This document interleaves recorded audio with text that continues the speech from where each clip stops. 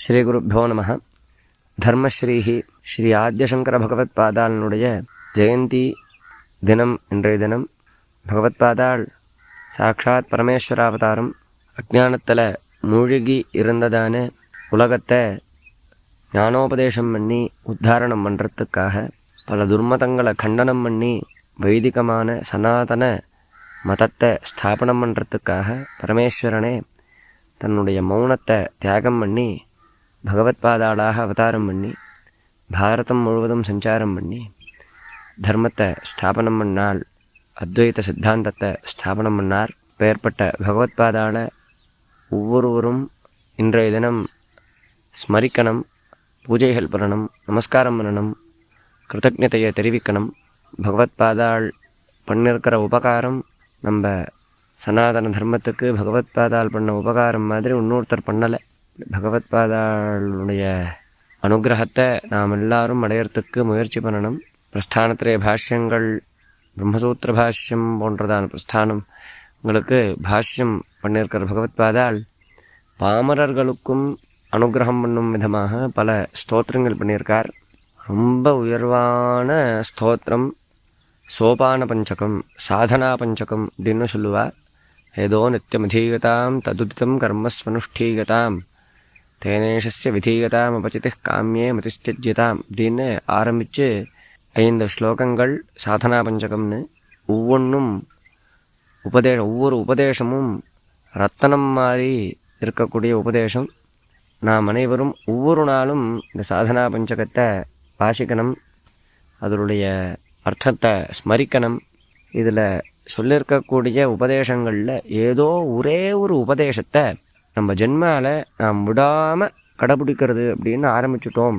எந்த சூழ்நிலை வந்தாலும் அந்த சங்கல்பத்தை பரித்தியாகம் பண்ணுறதில்ல, அதை ஆச்சரணம் பண்ணுறது அப்படின்னு நம்ம வச்சுட்டோம் அப்படின்னா நிச்சயமாக நம்ம ஸ்ரேயஸ் அடைவோம். நிச்சயமாக நம்மளுக்கு சத்கதி தான், நம்ம உயர்வை தான் அடைவோம். இந்த மனுஷ ஜென்மாவை சார்த்தகமாக ஆக்கின்றுவோம். அதில் ஒரு உபதேசம், நது விருதா வாக்கியம் சமுச்சாரியதாம் அப்படின்னு. அதாவது பிரயோஜனமில்லாமல், தேவையில்லாமல் எந்த ஒரு வாக்கியத்தையும் பிரயோகம் பண்ணாதீங்கோ, தேவையில்லாமல் பேசாதீங்கோ அப்படின்னு சொல்கிறார் பகவத்பாதா. தேவையில்லாமல் பேசாதீங்க. வேஸ்ட்டாக வம்படிக்கிறது, அனாவசியமாக பேசுறது. இங்கே என்ன சொல்கிறார் பகவத்பாதா, நீங்கள் ஒரு வார்த்தையை வாக்க திறந்து பேசணும் அப்படின்னாலும் அந்த பேச்சு பேசியே தான் ஆகணுமா, இந்த வார்த்தையை வாயை திறந்து சொல்லி தான் ஆகணுமா அப்படிங்கிறத தீர ஆலோசனை பண்ணிவிட்டு பேசுங்கோ. அப்படி இல்லை, நீங்கள் பேச வேண்டியது இல்லை, சேஷ்டையாலேயே அதை புரிய வச்சுடலாம். இப்படி இருந்ததுன்னா பேச்சை குறைங்கோ, பேசாதீங்கோ அப்படின்னு சொல்கிறேன். நம்ம ரொம்ப பேசுகிறோம், பேசவே கூடாது. ஜாஸ்தி பேசவே கூடாது. பேசாமல் இருக்கிறதே பெரிய தபஸ். நிறைய பேசினா என்ன ஆகும், பாருஷ்யம் அனிருத்தஞ்செய்வ பைசூன்யஞ்சாப்பி சர்வசா அசம்பத்த பிரலாபஸ்ட வாங்மயம் சியாத் சதுர்விதம்னு 4 விதமான பாபங்கள் வாக்கால் சம்பவிக்கிறதுன்னு சொல்கிறது சாஸ்திரம்.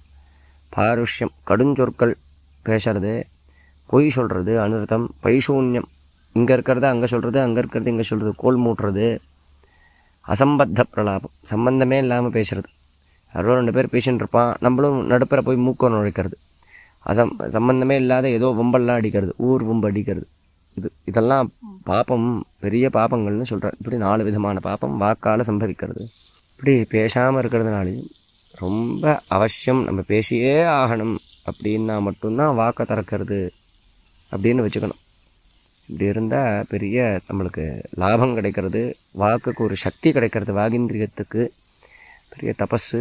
பெரிய பாப்பங்கள்லேருந்து நம்மளை நாம் காப்பாற்றிக்கலாம், மகா தபஸ்வியாக ஆகலாம் அப்படிங்கிறத நம்மளுக்கு பகவத்பாதால் அனுகிரகம் பண்ணுறார்.